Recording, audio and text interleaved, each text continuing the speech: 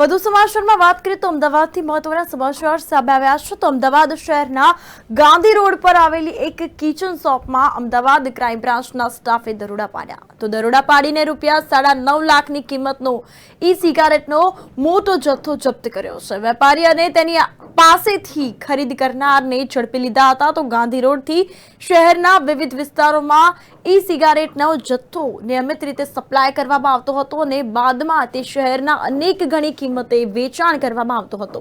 તો અમદાવાદ ક્રાઇમ બ્રાન્ચના પીઆઈ જાડેજાના સ્ટાફને મંગળવારે બાતમી મળી હતી. તો બાતમીના આધારે કાલુપુર 5 ખડકીમાં રહેતો અઝીમ શેખ ઈ સિગારેટનો જથ્થો લઈને ગાંધી રોડ વલંદાની હવેલીથી પસાર થવાનો છે, જેના આધારે તેને 50 ઈ સિગારેટ સાથે ઝડપી લીધો હતો. પૂછપરછમાં જાણવા મળ્યું હતું કે તે ઈ સિગારેટનો જથ્થો વલંદાની હવેલી પાસે આવેલા મનોજ લખવારિયાની અરિહંત રાતના સમયે કિચન નામની દુકાનમાંથી ખરીદીને લાવ્યો હતો. જે બાદ પોલીસે મનોજ લખવારાના